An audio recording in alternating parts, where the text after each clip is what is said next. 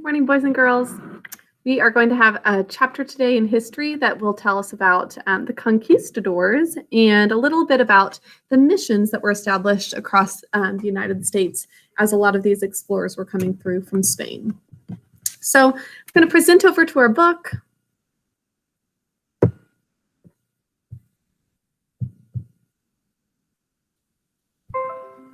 So this is chapter 4 in your reader. Spanish North America.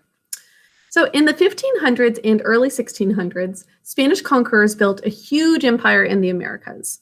This empire included islands in the Caribbean Sea and large areas in Mexico, Central America, and South America.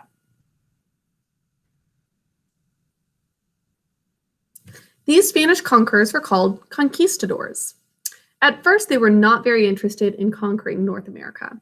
They had not found treasure there. But their ambitions began to change. Spanish merchant ships often sailed from South America along the coast of Florida to Spain. These ships carried treasures from the settlements in South America back to Spain. English, Dutch, and French pirate ships began trying to capture the Spanish treasure ships. I've got a reading group doing Treasure Island right now. It's real life Treasure Island here. Now, the Spaniards wanted to protect their ships. They decided the best way to do that was to set up forts and settlements along the coast of Florida in North America. So what was the reason for starting up these forts and settlements? To protect the ships, yes, and specifically the treasures that were on them.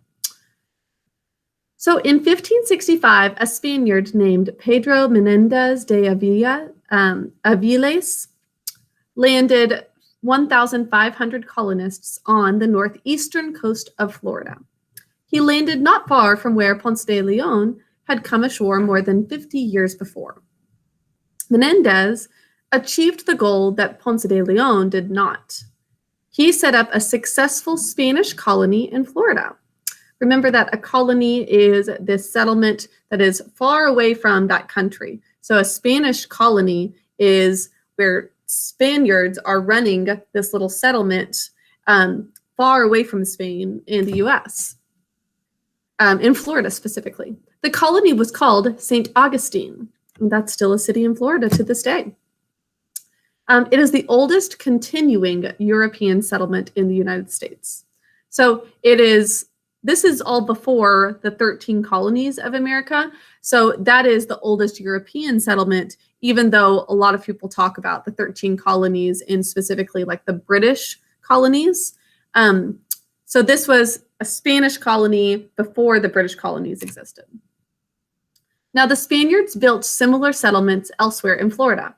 The Roman Catholic Church sent priests to build religious outposts called missions. Native Americans were brought in to do the work. Catholic priests taught the workers about Christianity. This kind of settlement helped Spain gain control of a wide area in Florida. So it says the missions were a big part of Spain's plan to colonize parts of North America. So there's probably varied reasons for them building these missions. Partially, they just wanted these people to be Christians because lots of people across different religions, if they believe that the way they believe is correct, they want other people to believe it too. So it's just a way of sharing their faith. However, it also was a way to colonize the area. So it was settling in to the area so that there was this Spanish growth. Now, Spain also expanded its empire by moving north from Mexico into the American Southwest. Let's pull up a map of America.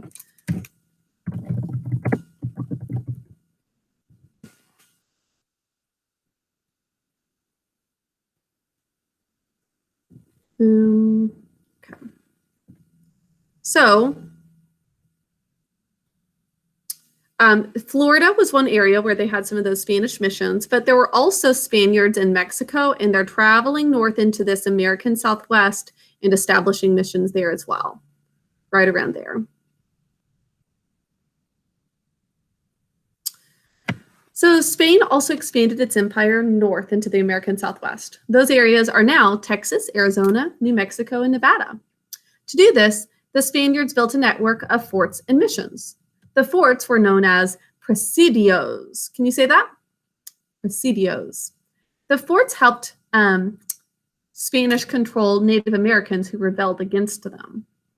Now, Native Americans who joined the missions received food and a safe place to live. In return, they had to work and worship at the mission. They had to learn to live like the Spaniards. So it was their choice. They could join in and they would get some free food, but it also meant they had to change their lifestyle. They had to act sort of like the Spaniards act. But it was their choice. This meant they had to give up most of their old ways of life, including their religious beliefs. So for a lot of people, this ended up being a good thing that they switched to a belief that they believed more strongly in. However, for some people, it could have been hard because they were, just going along with somebody else, even if they didn't believe it. So mission life. Mission life centered on the church. The local priest was at the center of the community. The mission bell rang to tell people what to do during the day.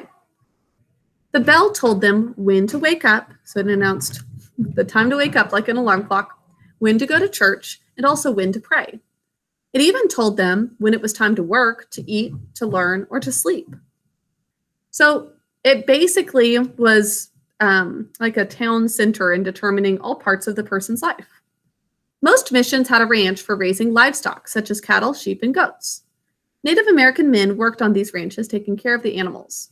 These men were called vaqueros. They were the first cowboys. So they were Native Americans working on the ranches, helping with cattle, like Farmer Boy. Now, crops were raised on land near the mission. Native Americans worked the fields. The crops included corn, beans, chilies, squash, melons, and cotton. There were orchards and vineyards where apples, peaches, and grapes were grown. Now, Native Americans were also taught skills that helped keep the mission going. Carpenters, blacksmiths, and weavers were trained to meet the needs of the community. Women and girls made pottery and wove baskets, and they also prepared the food for the big noontime meal. A blacksmith, as you can see here, is a person who makes iron tools by hand. Now, the Spanish settlers set up many missions in the Southwest. One of the best known is San Antonio de Valero. It was founded in 1718. Today, it's known as the Alamo. Now, the Alamo played an important role in the later history of Texas. In the 1700s, a Spanish priest named Father Junipero Serra set up several missions in California. As you can see here, here's a Catholic priest teaching Native Americans about the Christian religion. It says some Spanish missions eventually became important cities. A lot of them did, and a lot of them became the town center. Everything sort of happened around that mission. Now, Sarah's dream was to establish a chain of missions that stretched all the way from Mexico to Alaska. Sarah did not accomplish this goal, though, but many of the missions he founded became important cities. San Diego and San Francisco are just two examples. So two of the biggest cities in California were started because of missions. And actually, I'm not sure if you can still see mission. I know I've seen the mission in San Diego before, but a lot of other towns and cities in California still have those missions there. Now, in some places, relations between the Spanish settlers and the Native Americans were friendly. In many other places, though, relations were not good. The Spaniards often used their weapons to conquer and enslave Native Americans. They suffered the loss of their freedom and the destruction of their traditional culture. During the 1670s, the Spanish governor of New Mexico tried to force the Pueblo people to give up their religion and become Christians. Those who refused were either punished or killed.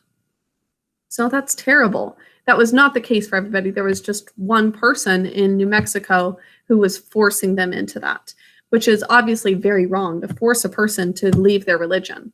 And this is before America is what it is today, but we should have freedom of religion for people to practice whatever they want, whatever they choose. So one of the Pueblos who was punished was an important man named Pope. Looks like Pope, but it's Pope. Pope responded by fighting back against the Spaniards. He said that the spirits of the Pueblo ancestors told him to drive away the Spanish settlers and their religion. Now, in 1680, Pope led a rebellion that included more than 24 Pueblo communities. The groups involved in this rebellion lived in widely scattered villages and in some cases spoke different languages. But they were united in their wish to drive out the Spaniards. They managed to push the Spaniards south to El Paso, Texas, and they reclaimed their territory. That's quite a victory, a triumph, going along with our spelling word from the other day. So this rebellion possibly hurt and even killed some people because it was like truly a battle. But it was their way of protecting their land and making sure that they weren't forced into something. If someone chooses to change their religion, that's their decision, but somebody should never be forced into it. Now, the Pueblo Revolt, led by Pope, had succeeded. The Pueblos preserved their independence for 12 years after the revolt. But in 1692, the Spaniards took over New Mexico again. In the Southwest and elsewhere in the Americas, European expansion was proving hard to stop. So Pope's rebellion was, or Pope's revolt was an example of when the Native Americans actually won out. But eventually, basically all of America was settled by Europeans or European people from European descent. So it says, this is a Native American who struggled to stop Europeans from taking land. So it's not all sad, though, because even though it was difficult for some of them to be forced out at the time, and there are a lot of terrible examples like that of the Native Americans who were forced into things and not being respected. But there are a lot of other wonderful things that the Europeans who came into the United States did for our country and made it what it is today. So Chapter 5, Exploring for England, is what we're going to get into next week. That is all for today. Let me take a look. I think that you might have a little video also on the Pope's rebellion to watch. Yep. So if you have time, I would love for you to watch that video on Pope's rebellion. And you'll take some notes on Monday next week. I will talk to you all later. Have a wonderful day. Bye.